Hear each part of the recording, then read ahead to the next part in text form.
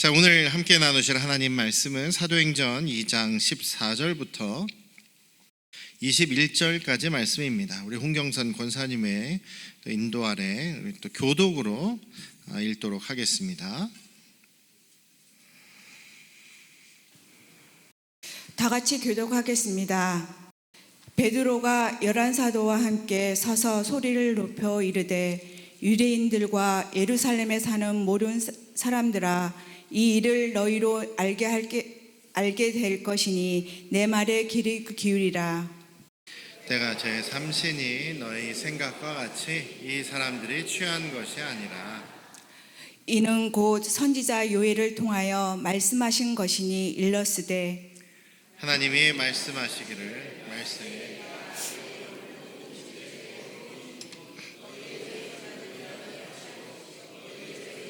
환상을 보고 너희의 늙은이들은 꿈을 꾸리라. 그때 내가 내 영을 내 남종과 여종들에게 부어주리니 그들이 예언할 것이요 또 내가 위로 하늘에서는 기사를 아래로 땅에서는 징조를 베풀리니 곧 피와 불과 연기로다. 주의 크고 영화로운 날이 이르기 전에 해가 변하여 어두워지고 달이 변하여 피가 되리라. 다 같이 읽겠습니다. 누구든지 주의 이름을 부르는 자는 구원을 받으리라 하였느니라. 아멘. 할렐루야. 네, 우리 아버지 하나님의 크신 그 은혜와 크신 사랑이 또 여러분과 여러분 가정에 충만하시기를 주님의 이름으로 축원합니다.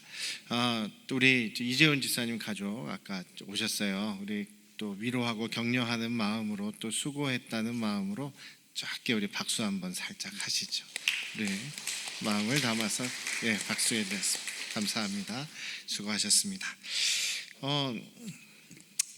그 사람들이 이제 성경 말씀에는 그 우리가 알고 싶은 것, 또 우리가 하나님에 대해서 모든 것을 이렇게 다 신학적으로 정리해서 논리적으로 과학적으로 이렇게 기록한 것은 아닙니다. 이스라엘의 우리 인류의 역사 속에서 하나님이 우리 인간과 어떻게 관계하셨고 하나님의 뜻을 어떻게 드러내셨는지를 기록한 것이 성경이죠. 그래서 성경은 과학적인 설명을 여기에 하고 있지 않습니다. 왜냐하면 하나님께서 하신 역사들을 기록하고 있기 때문이죠.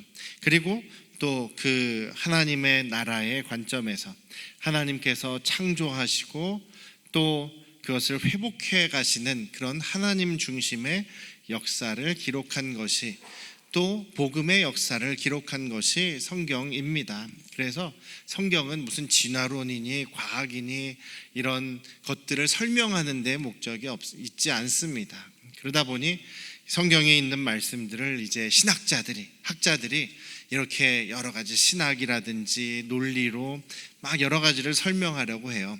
그래서 이제 삼위일체 교리라는 것도 이렇게 만들어지게 된 것이죠. 그런데 그것이 완벽하지가 않습니다. 사람들이 만들어낸 거라 아무리 논리적으로 완벽하게 설명을 하려고 해도 그게 어딘가에 뭔가 또 공격받을 만한 허점이나 빈틈이나 이런 것들이 있는 것이죠.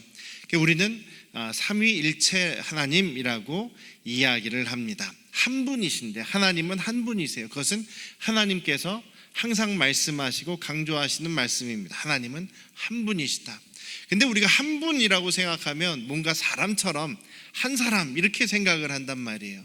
하나님은 영이시기 때문에 하나님을 이렇게 한 사람 두 사람으로 셀 수가 없어요. 그런데 하나님께서는 우리 인간의 우리 지식이나 우리 생각으로 이해할 수 없는 그런 능력이 있으십니다. 하나님은 전능하신 분이시기 때문에 하나님은 영이시잖아요. 근데 그 하나님의 영을 우리 모든 사람들에게 무한대로 나눠주실 수가 있는 하나님이십니다. 또 그 영은 또 독자적으로 하나님과 소통하고 또 우리를 위해서, 우리 각 사람을 위해서 또 탄식하면서 중보기도도 해주시는 분이 우리 성령이시다라고 얘기를 합니다. 그리고 또 예수님께서 하나님의 아들로서 이 땅에 오셨죠. 그래서 어떤 사람은 얘기합니다. 하나님이 한 분이신데 예수님도 하나님이라고 하는데 그럼 예수님이 이 땅에 오시면은 하늘은 비어 있는 거 아니냐? 그래서 여기서 만약 하나님이 죽음을 당하신 거면 하나님이 죽은 거 아니냐, 하나님이 없는 거 아니냐, 뭐 이런 식으로 막 얘기를 해요. 그렇지가 않습니다. 하나님은 한 분이시지만 또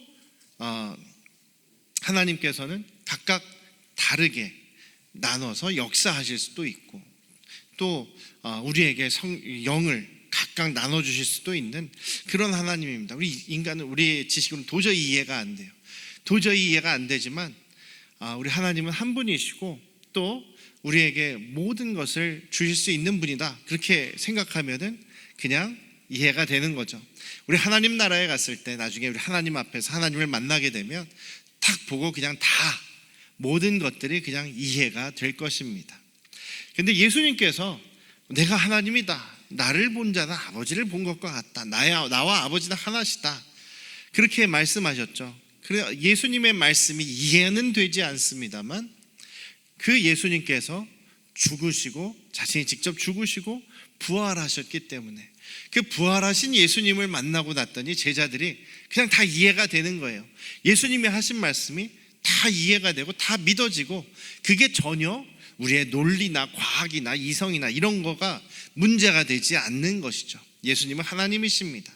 그렇지만 예수님께서는 육신을 입고 이 땅에 오셔서 죽으시고 부활하시고 다시 하나님 나라로 하나님 우편으로 가셨습니다. 예수님께서 이제 십자가에서 죽음을 당하시기 전에 제자들에게 말씀하시죠. 내가 하늘로 가는 것이 오히려 너희들에게는 더 유익하다, 더 복되다. 왜냐하면 내가 하늘에 가야 하나님께서 그 성령을 너희들에게 부어 주실 수 있기 때문이다. 성령을 선물로 주실 수 있기 때문이다라고 말씀을 하세요. 그래서 성령은 구약에서는 이제 하나님의 영, 뭐 여호와의 영 이렇게 이야기합니다만 신약에서는 예수님의 영, 주님의 영이다 이렇게 이야기를 합니다. 뭐 구별할 필요가 없습니다. 이게 주님의 영입니다. 하나님과 예수님, 성령님 세 분이 각각 나눠져 있는 것이 아니라 한 분이신데 하나님께서 다르게 일하시고 필요를 따라서 우리에게 나눠주시기도 하고 또 거두시기도 하고 그렇게 능력 있게 하실 수 있는 것이죠. 그래서 예수님께서 이 땅에 육신의 몸으로 계실 때에는 예수님과 항상 함께 있었던 제자들만, 예수님과 같이 살면서 같이 따라다녔던 제자들만 예수님과 함께 있는 특권을 어느 정도 누릴 수 있었어요. 그래서 임마누엘의 하나님이시다, 나와 함께 하시는 하나님, 나와 임재하시고 나에게 임재하시고 나와 함께 살고 계신 하나님, 그 임마누엘의 하나님을 이제 제자들과 측근들과 같이 예수님과 살고 있는 사람들은 항상 경험을 하는데, 다른 사람들은 예수님께서 찾아다니셔야만 경험을 할 수 있었죠. 그래도 어렴풋이 예수님께서 이 하나님 나라를 다시 시작하시면서 세상 사람들에게 임마누엘의 하나님이 어떤 분이신가, 하나님이 함께 하신다는 것이 어떤 것인가, 하나님이 함께 하시며 다스리는 것이 어떤 것인가를 이제 보여주시기 시작한 거죠. 그런데 예수님께서 승천하시고 하늘에 오르심으로 인해서 오히려 예수님께서 우리 각 사람에게 주님의 영을 불어넣어 주셨다는 것입니다.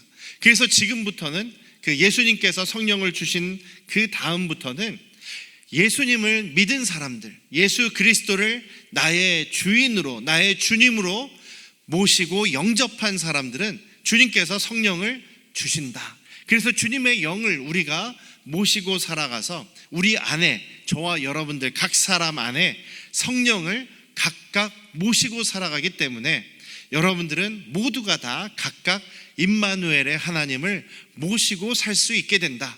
그렇기 때문에 예수님께서 내가 하늘에 가는 것이 너희들에게 성령을, 보혜사를 보낼 수 있기 때문에 너희들에게 더 유익한 것이다. 왜냐하면 언제나 1년 365일 매일 24시간 항상 예수님과 함께 살아갈 수가 있게 된 것이죠. 그래서 지금 여러분들께서는 예수 그리스도를 나의 주님으로 믿고 영접하신 분들이기 때문에 예수 그리스도의 영이 여러분들 안에, 여러분들과 함께 살아가고 계신 줄을 믿으시길 주님의 이름으로 축원합니다. 그래서 우리가 예수님이 내 안에 계시다, 예수님이 나와 함께 계시다라는 것을 항상 기억하고 생각하고 또한 그것을 느끼며 살아간다면 우리의 삶은 주님과 함께 살아가는 하나님 나라의 삶이요, 주님의 그 다스리심을 받는 하나님의 백성으로서의 삶을 살아갈 수가 있게 되는 것이죠. 그래서 예수님께서 부활하신 후에 그리고 제자들과 한 40여일간 같이 계셨습니다. 그리고 승천하신 다음에 한 일주일 정도 지났을 때 성령께서 제자들에게 임하십니다. 제자들은 예루살렘을 떠나지 말라는 예수님의 말씀을 따라서 예루살렘에서 또 마가의 집에서 모여 있으면서 계속 주님이 주시기로 한 성령을 받기를 기다리고 기도하며 있었습니다. 그런데 여기에도 보면 2장 1절에 보면 오순절 날이 이미 임했다. 오순절 날이 되었을 때에 그들이 한 곳에 있었는데 그때 성령의 그 역사하심을, 성령이 임하심을 경험하게 되었다라고 얘기합니다. 그래서 성령 강림절이 오순절, 우리는 오순절에 성령이 임하셨다, 오순절에 성령이 강림하셨다 이렇게 알고 있죠. 오순절이 성령이 오셨다라는 것은 아니고 유대인들의 절기입니다. 6월절 다음 날부터 해서 50번째 되는 날이 오순절이에요. 그래서 6월절 다음 날이 주일이죠. 주일부터 시작해서 50일을 계산하면 또 주일이 돼요. 그래서 성령께서 임하신 성령 강림절은 주일입니다. 예수님께서 부활하신 날도 주일이고 성령을 보내주셔서 우리가 성령을 받게 된 것도 주일이에요. 그래서 주일, 성령께서 오신 날을 성령 강림절로 우리가 지키는 겁니다. 우리가 그렇다고 열심히 지키지 않습니다만 주일날 오신 성령님을 또 기억하고 기념하는 의미가 있는 것이죠. 오순절이 의미가 있는 것이 아니라 성령이 오신 날이 우리에게 의미가 있는 것입니다. 유대인들은 오순절을 지킵니다. 6월절부터 해서 6월절 다음 날부터 일주일간 7일간을 무교절이라고 해서 무교절 절기를 지키고 또 그 다음에 77절이라고 해서 6월절이 그 안식일에서 시작을 하죠. 그래서 그 6월절 다음 날부터 77이면 7 곱하기 7은 49죠. 7번의 안식일을 계산하면 49일이에요. 그래서 7번의 안식일 동안 그들이 또 절기를 지킵니다. 그리고 77절 절기를 지킨 다음 날이 오순절이에요. 그래서 오순절을 또 지켜요. 오늘 여기에 보면 그 예루살렘에 많은 사람들이 와 있죠. 여러 지역에서 온 유대인들도 있고 또 이방인인데 유대교로 개종한 사람들도 와 있습니다. 이들은 77절과 또 6월절을 지키기 위해서 또 오순절을 지키기 위해서 지금 와 있는 사람들이에요.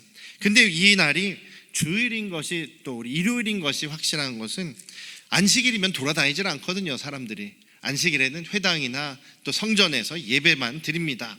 근데 안식일이 끝나고 또 일요일이 되었을 때 이들은 또 막 모여서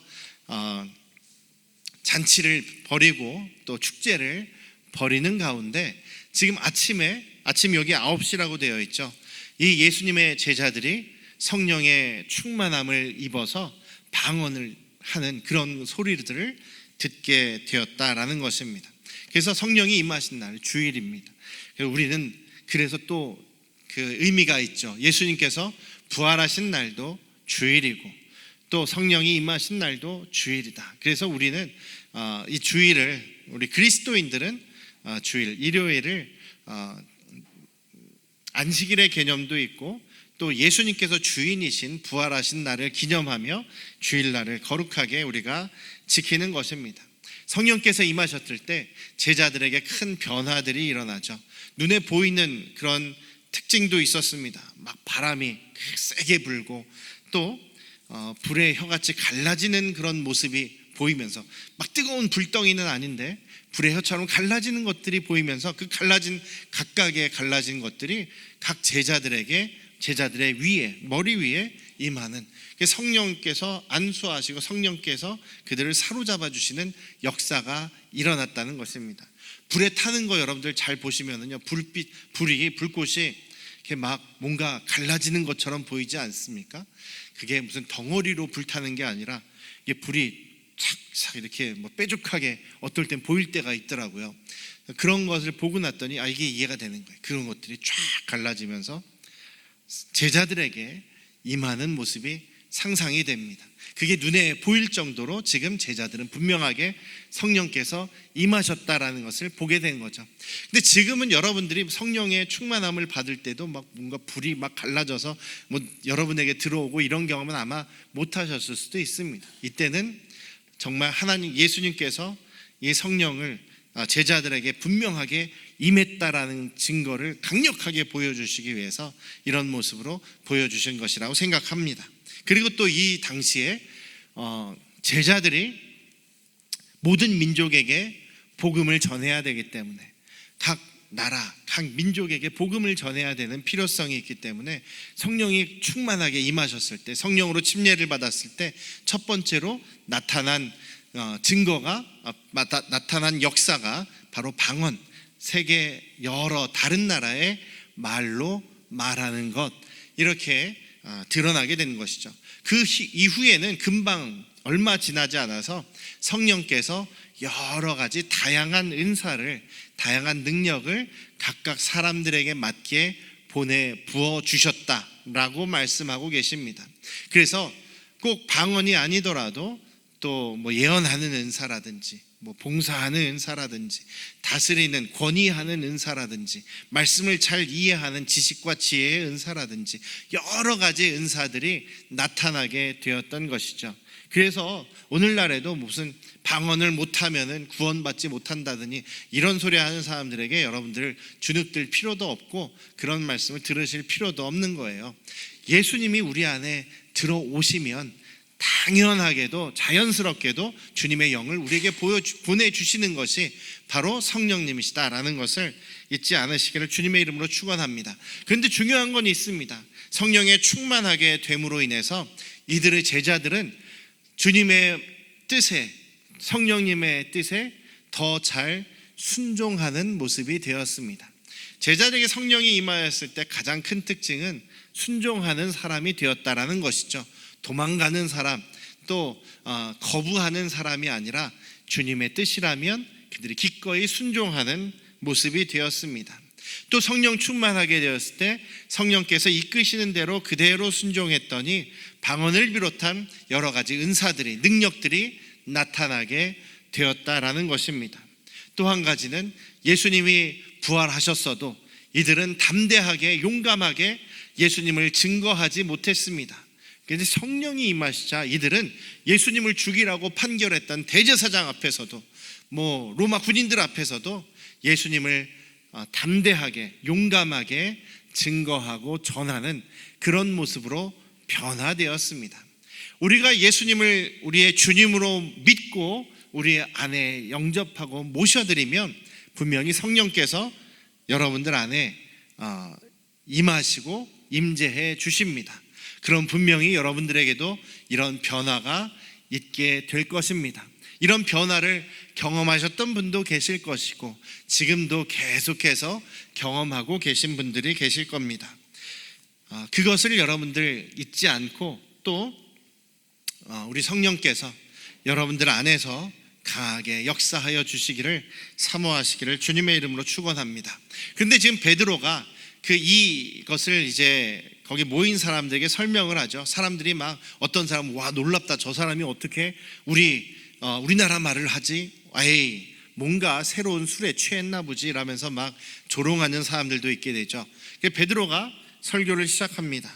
그러면서 하는 이야기, 첫 번째 하는 이야기가 아니다, 지금이 아침 9시인데 우리가 무슨 아침부터 술에 취했단 말이냐, 그런 것이 아니라 이것은 하나님께서 선지자 요엘에게 주셨던, 요엘 선지자에게 주셨던 예언의 성취다. 하나님께서 구약에 약속하신 것들은 다 성취하셨다. 그러면서 이 성령이 임하신 것도 하나님께서 우리에게 약속하신 예언의 성취라고 말씀하고 있어요. 그래서 하나님께서 약속하신 것은 다 이루신다. 앞으로 남은 하나님의 약속들도 다 이루실 것이다 라는 말씀을 하는 거예요. 그러면서 두 번째로 요엘 선지자에게 말씀하셨던 내용, 하나님께서 말씀하시기를, 약속하시기를, 말세에 내가 내 영을 모든 사람에게, 믿는 사람이죠, 믿는 모든 사람에게 부어줄 것이다 라고 약속하셨는데 그 일이 지금 일어났다. 그러니 지금이 말세라는 것이다. 그래서 베드로 사도는요, 이제 그 사도행전 시대에 벌써 지금 2000년 전에 그때가 벌써 말세라고 얘기를 하는 겁니다. 말세라는 게 별거 아닙니다. 하나님 나라가 다시 시작되어서 이제 예수님이 다시 오시기 전까지의 시기가 말세인 거예요. 그러니까 마지막 때는 예수님께서 승천하심으로 시작이 되었고 예수님께서 다시 오심으로 말세가 끝나는 겁니다. 말세가 끝나면 뭐가 일어납니까? 종말이 있죠. 그리고 하나님의 심판이 일어난다. 그래서 지금 베드로 사도가 그 얘기를 하는 겁니다. 이제 말세다. 이제 얼마 안 있으면 정말 이 세상이 끝날 때가 온다. 하나님 나라가 이제 완성될 때가 온다. 그러면 하나님의 심판이 임할 것이다. 그런데 여러분들 심판 당하겠습니까? 이거는 무서운 소식이 아닙니다. 왜냐하면 주님께서 성령을 우리에게 선물로 주셨다는 것은 우리 각 사람이 예수님을 믿고 회개하고 예수님을 믿기만 하면 성령을 여러분들이 받을 수 있고, 그러면 여러분들은 구원받은 하나님의 자녀들이 되기 때문에 멸망이 아니라 구원을 얻게 됩니다. 그래서 지금은 구원을 얻을 수 있는 그때입니다. 그래서 베드로 사도가 이야기하는 마지막 때라는 것은, 말세라는 것은 우리에게 구원이 열려있는 때와 같은 말입니다. 바울 사도도 그렇게 얘기를 하죠. 우리에게 아직 구원의 문이 열려있을 때, 보라 지금은 은혜 받을 때요, 보라 지금은 은혜의 구원의 날들이다라고 얘기를 했죠. 이 시기가 끝나면 이제 하나님의 심판이 임하고 세상의 종말이 온다, 이런 얘기를 하는 거예요. 그때서부터 지금까지 계속 인류의 역사는 말세 안에서 진행되고 있는 것입니다. 동시에 성령을 우리에게 부어주셔서 우리가 각 사람이 구원받는 그런 때를 살아가고 있는 것이죠. 그래서 예수님을 믿고 성령을 받으신 분들은 구원을 받고 계신 것입니다. 믿으십니까? 그렇기에 우리가 성령을 모시고 성령을 또 경험하며 살아가시기를 주님의 이름으로 축원합니다. 여러분들이 정말 모두가 여러분들이 각각이 예수님을 주님으로 영접했다면 여러분들 안에 성령께서 계십니다. 믿으십니까? 어떤 분들은 여러분들이 안에 계신 성령님을 더 가깝게, 더 확실하게 경험하고 교제하며 살아가시는 분들도 있고, 어떤 분들은 그냥 어렴풋하게, 어떤 분들은 있는지 없는지도 잘 모르면서 계실 분들도 있겠습니다만, 정말 여러분들이 예수님을 나의 주님으로 모시고 있다라고 확실한 믿음이 있으시다면 성령이 분명히 계시리라고 믿습니다. 그래서 여러분들은 내가 성령님과 함께 살아가고 있구나라는 것을 분명하게 믿으면서 살아가시기를 주님의 이름으로 축원합니다. 믿는 것이 중요하죠. 기억하는 것이 중요합니다. 그리고 그 성령님이 주시는 말씀, 성령님의 음성, 또 우리에게 오늘 말씀으로 주시는 이 성령님의 뜻을 우리가 순종하며 살아야 되겠죠. 그리고 또 우리 주님을 더 알기 위해서, 또 우리가 세상을 살아가면서 믿음으로 살아가기 위해서 그 지혜를, 성령께서 주시는 지혜를 사모하시기를 주님의 이름으로 축원합니다. 또한 마지막으로 성령께서 우리를 위해서 중보기도 하고 계시니, 말할 수 없는 탄식함으로 여러분 안에 계신 성령께서 여러분을 위해서 기도하고 계시니 우리도 그 성령과 함께 기도하고 때로 중보함으로써 주님의 능력을 경험해 나가시기를 주님의 이름으로 축원합니다. 그래서 우리가 어떻게 매일매일 성령을 경험하면서 살 것이냐 정리를 해보자면, 기억하고 계속 믿어야 할 것이고, 그리고 성령님께 순종해야 할 것이고, 성령님을 사모할 것이며, 성령님과 함께 기도하시는 우리 안양 성도교회 가족들 되시기를 주님의 이름으로 축원합니다. 기도하시겠습니다. 아버지 하나님, 우리가 예수 그리스도를 믿습니다. 우리의 주인이심을 믿고 우리와 함께 살아가고 계심을 믿습니다. 그러니 우리 성령께서 우리 안에 계심을 우리가 기억하면서 늘 성령님과 함께 동행하며 순종하며 기도하며 살기를 원하오니 우리 안에서 역사하여 주시고 우리에게 매일매일 예수님의 뜻을, 예수님의 진리를 가르쳐 주시고 또 믿음 안에서 순종하며 하나님 나라의 삶을 살아가도록 역사하여 주시옵소서. 예수님의 이름으로 기도드렸사옵나이다. 아멘.